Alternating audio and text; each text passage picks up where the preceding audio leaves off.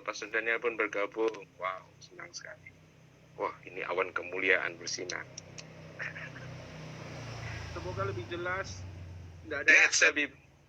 Rasanya lebih bagus deh. Rasanya lebih bagus. Ya, tadi berbagi sinyal ternyata. Oh, oke.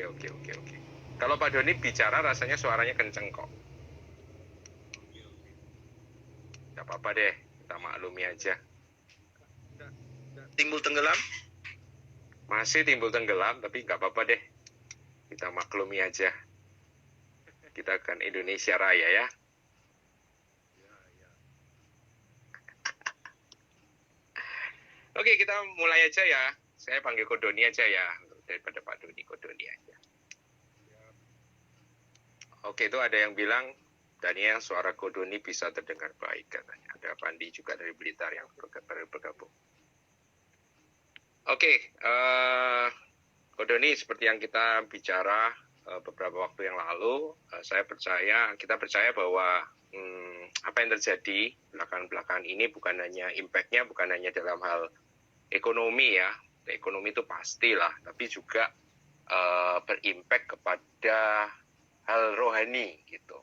Ada banyak mungkin pertanyaan-pertanyaan di dalam pemikiran dan hati rekan-rekan atau saudara-saudara Kristen atau jemaat yang mungkin nggak berani kalau dieksplor di mimbar atau tanya langsung kepada Mbak Tuhan atau bagaimana. Tapi saya percaya pasti ada. Beberapa waktu yang lalu ada juga yang sempat chat sama saya bahwa dampak daripada virus ini menimbulkan pertanyaan. Salah satu pertanyaannya sangat klasik sih, yaitu Tuhan itu di mana sih ketika ini semua terjadi? Atau ada juga yang bertanya, apa yang terjadi ini sebenarnya dari siapa sih? Dari Tuhan atau dari iblis atau dari siapa begitu? Dan itu ada pertanyaan-pertanyaan seperti itu. Nah, itu yang coba kita untuk explore pagi hari ini. Nah, saya coba minta sama perspektif ya, Kodoni, yang saya kira juga udah lama jadi pembelajar firman,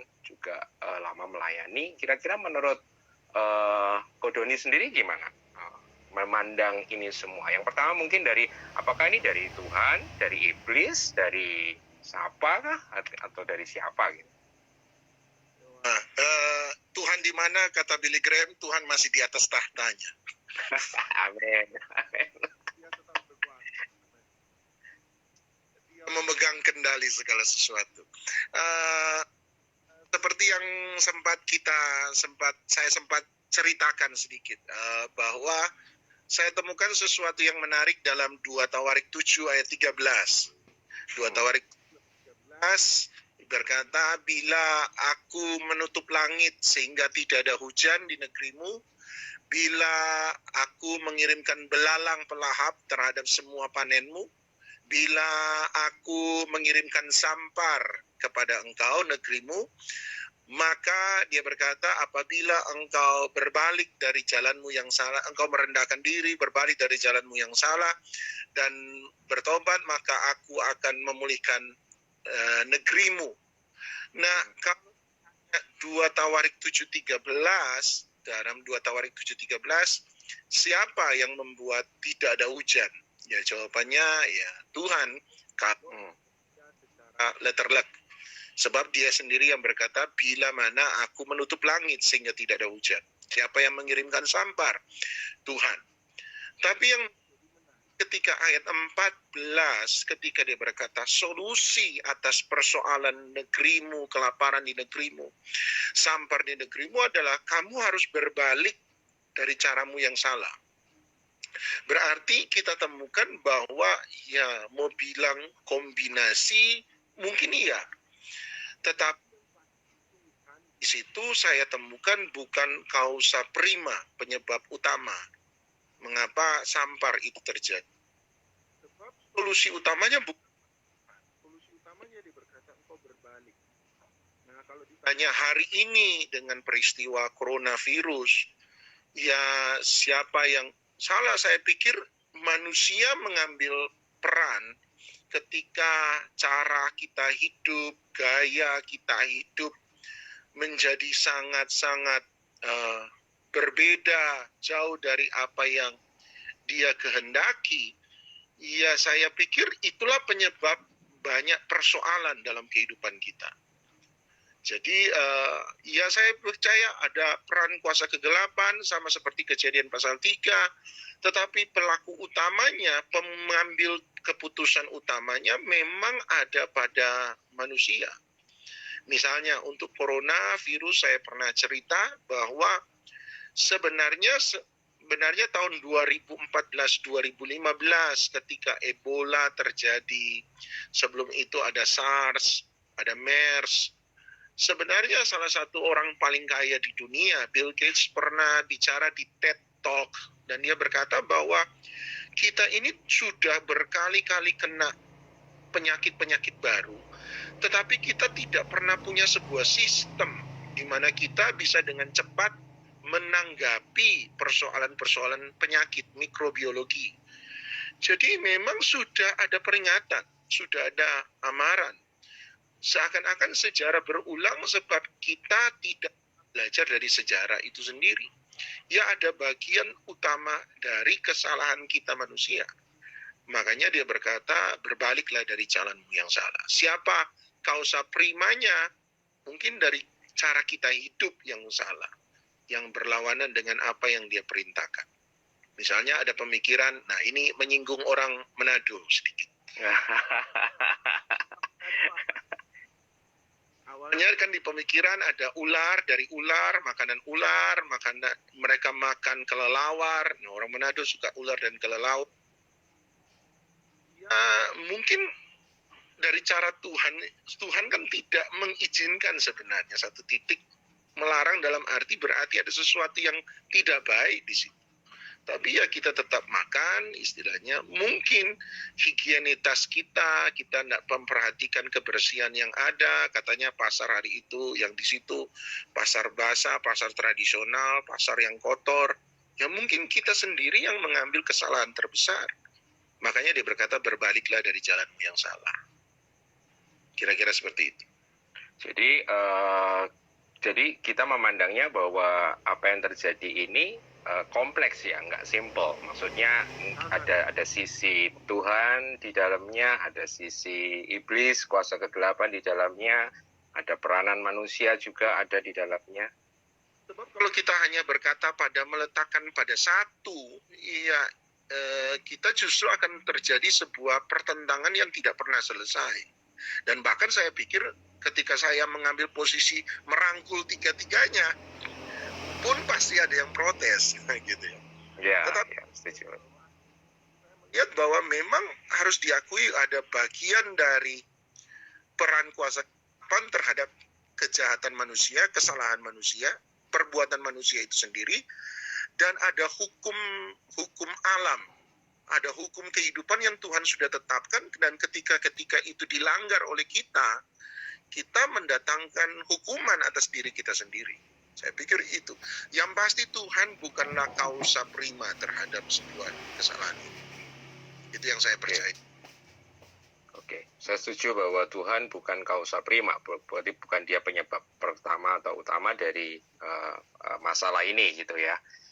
Oke, mungkin menarik kalau dari sisi manusia, menurut saya kalau ini dari sisi manusia, kesalahan manusia, berarti manusia harus bertobat ya. Yang dikatakan dalam ayat 14 tadi, merendahkan diri, bertobat dari jalan-jalan yang jahat gitu. Kalau ini dari kuasa kegelapan, tentu saja kita harus melakukan peperangan rohani ya, menengking lah, seperti itulah istilahnya.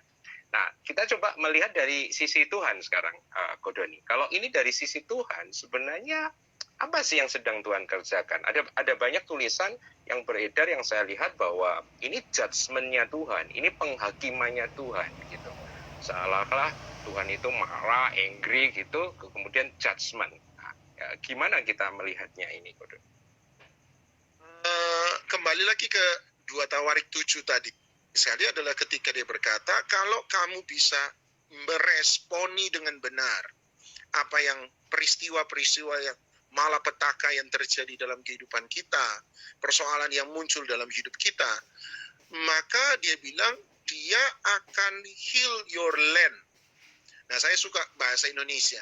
Masalah itu artinya ada yang salah.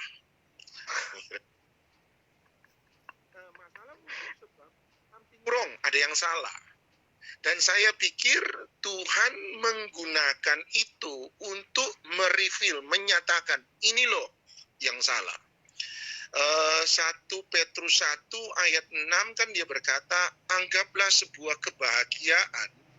Nah, Inggris, bahasa Indonesianya tidak muncul, tapi dalam bahasa Inggris berkata, count it joy, rejoice, count it rejoice, if need be, kalau perlu.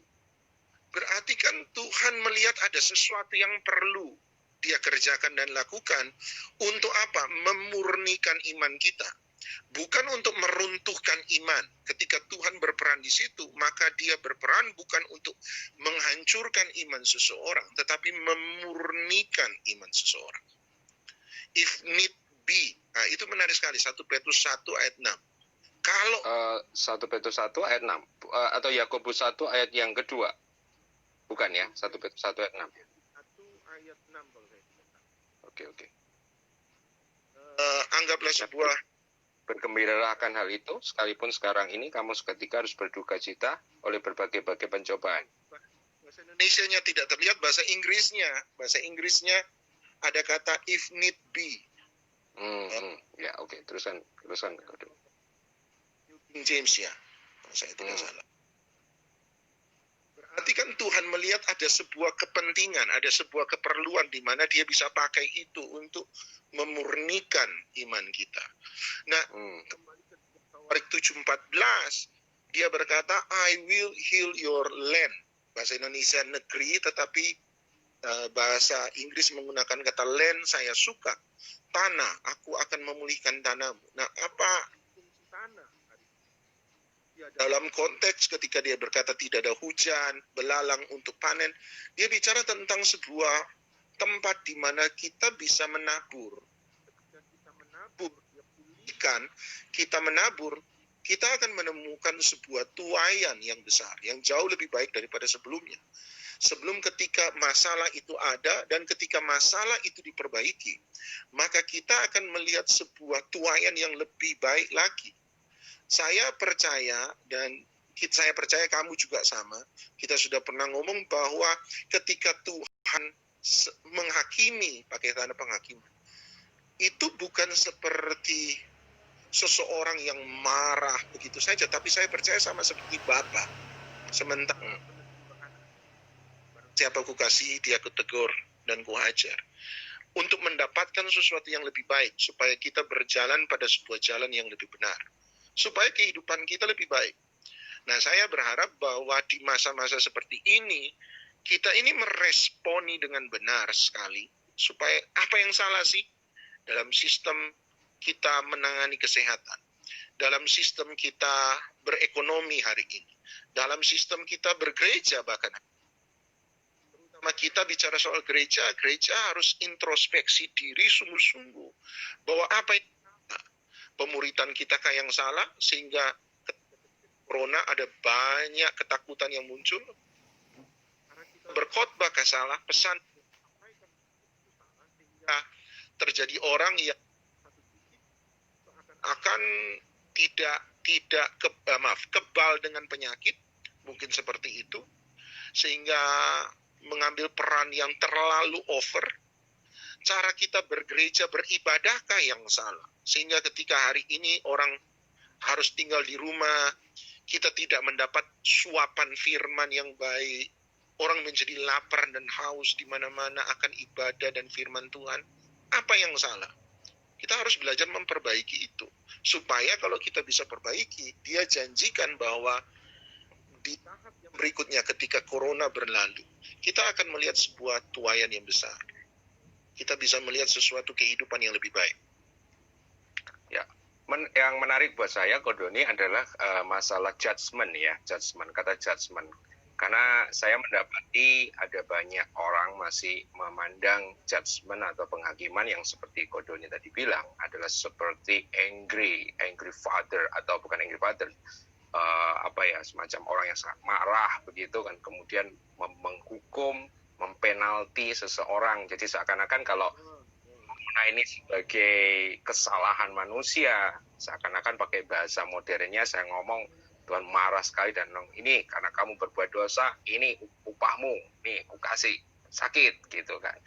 Nah, saya melihatnya ada banyak orang-orang yang masih berpikirnya seperti itu.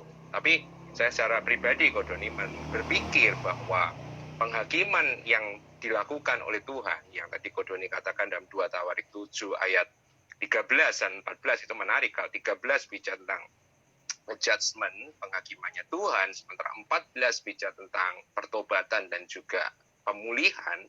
Berarti saya boleh menyimpulkan bahwa sebenarnya kalau ini dipandang sebagai penghakiman Tuhan, bahwa semua penghakiman yang Tuhan lakukan di dalam Alkitab tujuannya adalah untuk memulihkan. Yang saya sering katakan sebagai restorative justice. Jadi ketika Tuhan menegakkan keadilan, maka fungsinya adalah untuk memulihkan sesuatu yang hilang. Jadi saya berpikir penting untuk menggarisbawahi yang Kodoni tadi katakan, bahwa ketika Tuhan memberikan penghakiman, maka fokusnya bukan untuk menghancurkan iman kita, tapi untuk membuilding, untuk membangun, untuk memulihkan. Jadi saya kira itu mungkin perlu ditekankan karena banyak orang masih berprasangka buruk gitu kepada Tuhan, bahwa hari ini Tuhan ada dalam bad mood begitu, sehingga kemudian dia mengirimkan coronavirus. Tapi kita percaya bahwa God is always have a good mood. Ya. Amin, amin.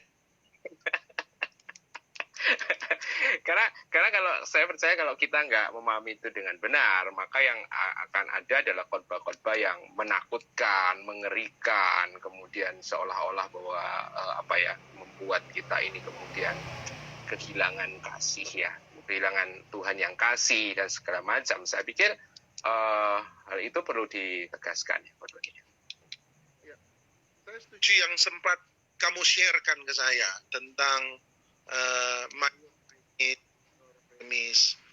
bahwa ada kebenaran besar dan ada sesuatu yang bersifat misalnya iman, cerita iman sebenarnya kan bersifat kasus, bukan sebuah kebenaran besar diberlakukan untuk semua orang. Maksud saya begini, ketika Alkitab berkata karena iman maka Abraham sekalipun sudah mati pucuk, artinya sudah tidak bisa punya anak, tapi kemudian juga bisa punya anak, itu kan kasus, bukan kebenaran besar. Dalam arti begini, bukan berarti orang nanti sudah tua, sudah menopause, kemudian kalau kamu bisa punya anak baru kamu disebut beriman. Kan bukan. Karena iman, Daniel dibuang di lubang singa tidak memakan dia.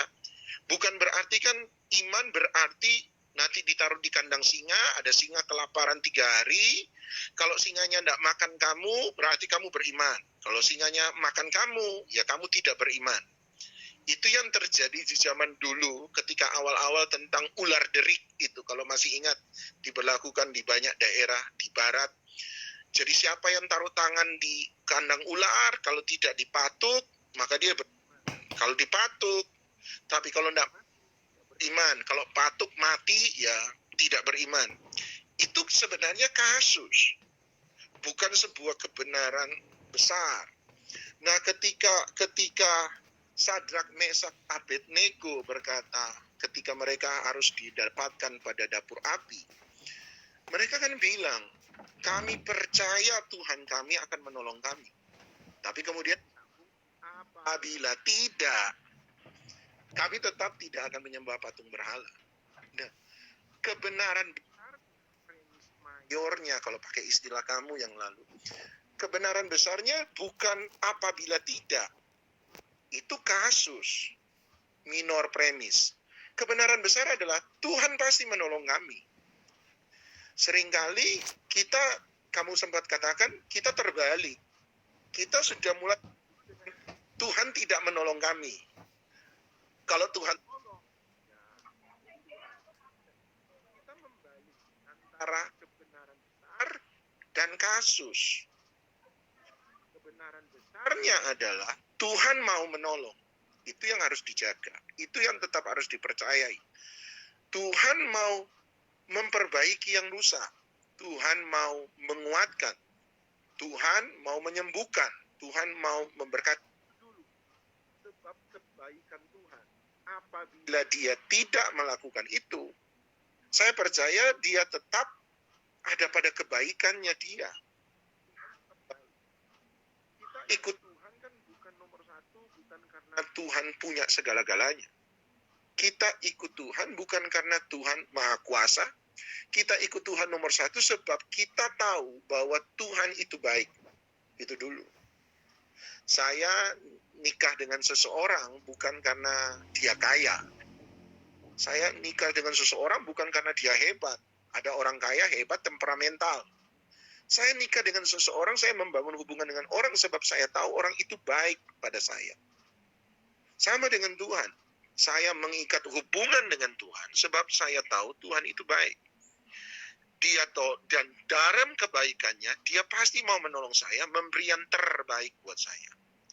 Apabila ada hal-hal yang terjadi dalam hidup saya tidak bisa saya mengerti, itu seharusnya tidak meniadakan kebaikan Tuhan.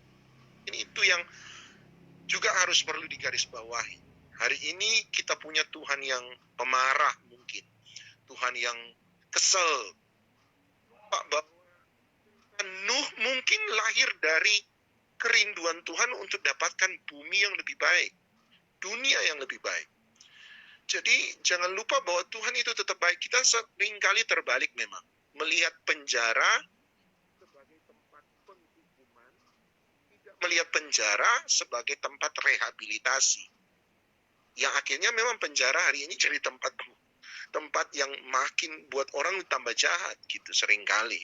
Tapi nilai utama desainnya kenapa ada penjara itu bukan untuk menghukum, tetapi merehabilitasi.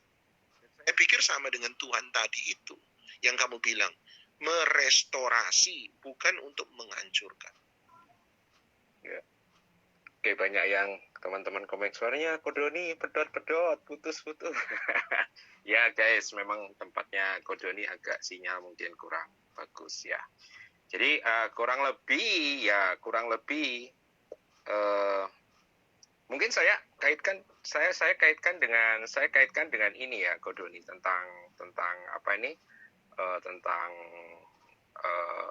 perlindungan ya, proteksi ya, tentang proteksi Tuhan, karena ini juga jadi semacam diskusi hangat juga karena ada pihak yang misalnya saya masih ingat awal-awal dulu ada kelompok-kelompok yang sangat menekankan proteksi Tuhan gitu ya. Kemudian dari membaca ayat ya Mazmur 91 dan ada banyak hal lain yang menjamin bahwa orang percaya akan terproteksi penuh gitu dengan hal tersebut. Tapi di sisi lain ada kelompok-kelompok yang mengatakan bahwa saya boleh mengatakan begini ya, bahwa Tuhan itu tidak berjanji memproteksi gitu ya. Sehingga ada dua kubu proteksi dan kubu non proteksi. Jadi saya mengatakannya seperti kubu proteksi dan kubu non proteksi gitu. Bahkan ketika saat kubu proteksi menggunakan Mazmur 91, saya membaca sebuah artikel yang kemudian menyerang Mazmur 91 gitu. Walaupun buat saya ya argumentasinya agak nggak masuk akal sih, karena argumentasinya mengatakan bahwa Mazmur 91 itu cuma lagu, jadi bukan janji Tuhan, lagu kepercayaan orang Israel kepada Tuhan. Nah, saya juga mikir kalau itu cuma lagu dan bukan janji Tuhan, nah lagu itu didasarkan pada apa gitu kan? Kalau lagu itu bukan berdasarkan pada pribadi Tuhan sendiri kan, itu namanya lagu-laguan gitu, maksudnya berarti nggak sah, nggak bisa dimasukin ke dalam firman Tuhan gitu ya. Jadi mungkin ini isu yang berikutnya yang menarik setelah judgment of God adalah yang kedua adalah tentang proteksi, tentang pelindungan Tuhan. Bagaimana kita harus berespon atau mengharapkan mungkin ya, apakah kita mengharapkan Tuhan memproteksi kita atau kita tidak mengharapkan Tuhan memproteksi kita gitu. Kurang lebih gimana Kodoni? Kalau lebih jelasnya dalam case yang lebih sempit ini tentang proteksi. Proteksi, saya percaya Tuhan mau memproteksi kita ya. Cuma misalnya begini, mobil adalah alat transportasi untuk membawa seseorang dari sebuah tempat ke tempat yang lain misalnya. Tapi ketika kita menyadari bahwa mobil adalah alat transportasi untuk kita. Tiba-tiba saya datang sama mobil saya bilang, mobil, bawa saya ke alamat segini ya. Mobilnya nggak mau jalan, Gun. Katanya alat transportasi untuk membawa seseorang dari tempat A ke tempat B. Saya suruh mobilnya jalan ke tempat B, kok nggak mau jalan-jalan. Ya sederhana, bro. Lu nggak masukin kuncinya. Kamu nggak starter mesinnya. Kamu nggak injak pedasnya. Masukin persnelingnya. Artinya mobil memang alat transportasi, tapi ada caranya tuh. Bukan tidak ada caranya. Membaca Mazmur 91 sama seperti kamu bilang tadi, hanya sekedar membaca. Saya percaya juga bukan berarti saya baca kemudian saya mengalami perlindungan Tuhan. Mazmur 91 bicara tentang masuk ke dalam tempat maha kudusnya Tuhan. Masuk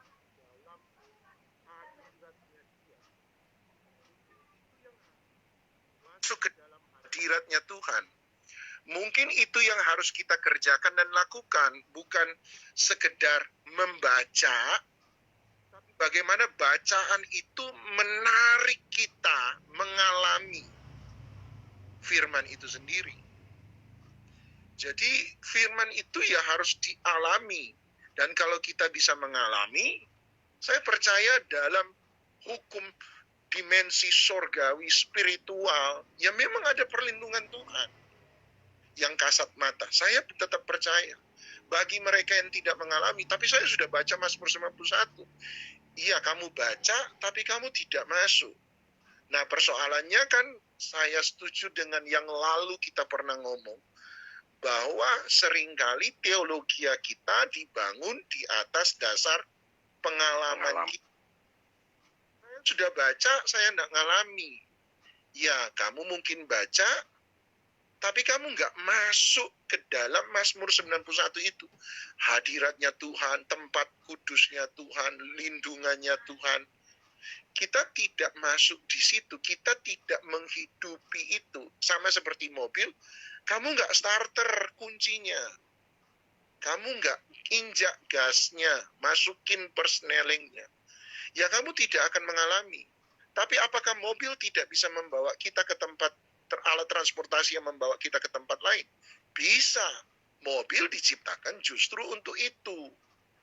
Tetapi ketika ada sesuatu yang tidak dilakukan dengan benar, kembali lagi 2 Tawarik 7:14, ketika tidak dilakukan dengan benar, ya kita tidak mengalami. Saya pikir banyak orang tidak mengalami itu, dan ketika tidak mengalami, ya saya kemudian yang diangkat jadi, kembali lagi istilah kamu, premis mayornya kebenaran besar yang diangkat sesuatu yang saya tidak alami. Padahal ada banyak orang di luar sana mengalami. Nah, jangan-jangan ya itu takut kecewa itu tadi. Takut berharap, takut kecewa lagi. Takut percaya, takut kecewa lagi. Dan banyak loh cerita Alkitab seperti itu. Misalnya janda yang didoakan Elia untuk punya anak, kan waktu dia bilang, kamu akan dapat anak. Tiba-tiba sang janda kan berkata, oh hambaku, jangan beri aku pengharapan lagi. Loh, kenapa kok bicara begitu? Ya sebab aku pernah berharap, dan aku kecewa, sebab aku tidak menemukan. Tapi ketika Tuhan mau beri, dia tolak. Dan kalau dia benar-benar tolak, kan dia bisa berkata, nah kan, tidak jadikan, memang tidak jadikan. Padahal bukan Tuhan yang tidak mau memberi, tetapi dia yang tidak mau menerima. Banyak orang terjebak di situ, saya pikir. Ya, saya setuju bahwa Mazmur 91 memang bukan semacam rapalan atau mantra yang automatically akan membuat orang kebal kepada malapetaka, ya, khususnya dalam hal ini COVID-19, ya. Karena ketika saya mempelajari sendiri Mazmur 91 itu menarik, Don, karena di bagian, saya akan mulai dari bagian yang terakhirnya itu kan dikatakan bahwa sungguh hatinya melekat kepadaku, Maka aku akan meluputkannya, maka aku akan membentenginya sebab ia mengenal namaku. Jadi menurut saya kuncinya adalah hati yang melekat dan pengenalan kepada nama Tuhan, di mana nama Tuhan itu adalah person atau pribadi daripada Tuhan.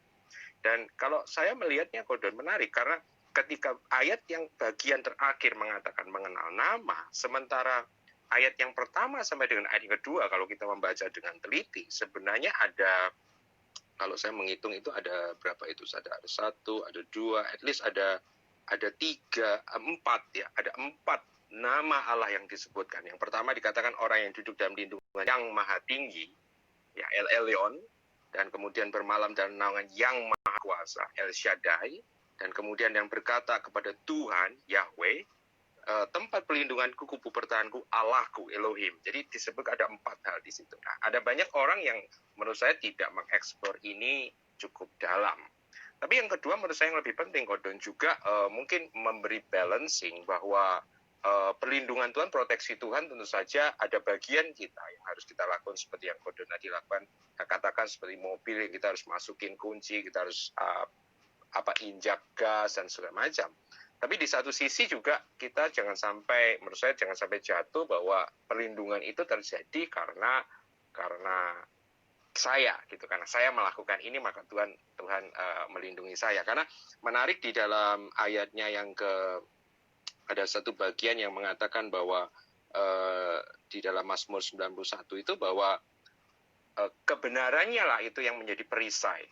Kebenarannya itulah yang menjadi perisai bagi kita. Nah, yang menarik bahwa kata kebenaran itu kalau dalam bahasa Ibrani kan bisa diartikan faithfulness. Jadi kesetiaan Tuhan itulah yang menjadi perisai. Not our righteousness, but His righteousness. Ya, kembali lagi mungkin dalam hal ini keseimbangan itu tetap harus dipertahankan menurut saya. Kita harus, kalau istilah saya, masuk ke dalam covenant dengan Tuhan. Dan di dalam covenant itulah perjanjian dengan Tuhan.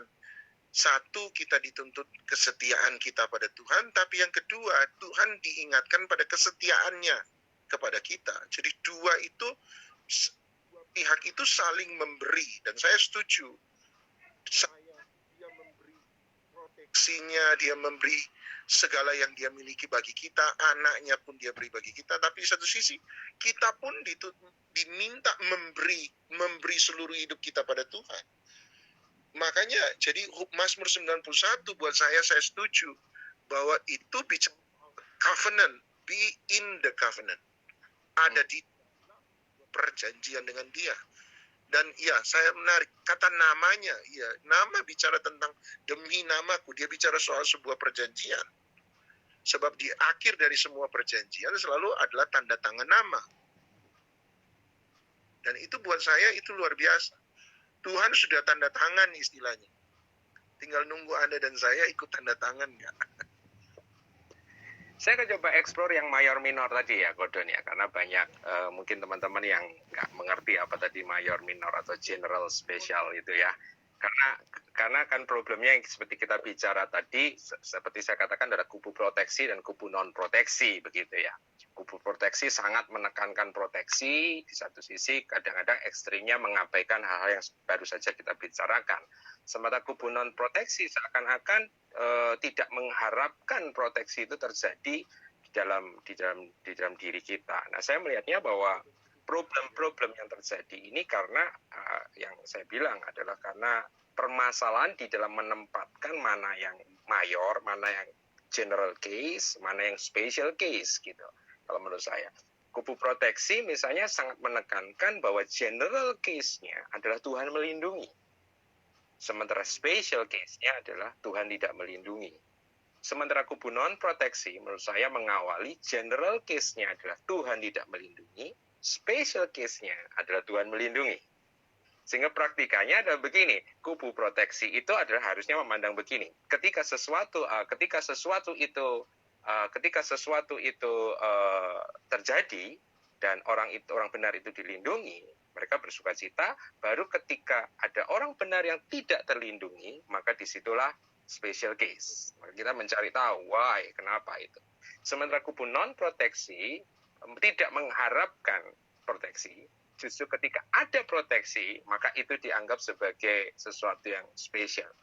Nah, menurut saya secara pribadi, saya sering kali ngomong sama Gordon bahwa tema tentang theodise ini dalam bahasa teologi, tentang where are you God, tentang God and evil, itu menjadi salah satu tema lifetime saya, seumur hidup saya. Dan saya kemudian menemukan terakhir-terakhir ini saya harus setuju bahwa saya setuju dengan kubu proteksi bahwa perlindungan Tuhan adalah general case, sementara the special case-nya adalah saat Tuhan tidak melindungi kita. Kita memberi space bahwa kadang-kadang Tuhan memang mengizinkan perlindungannya tidak terjadi kepada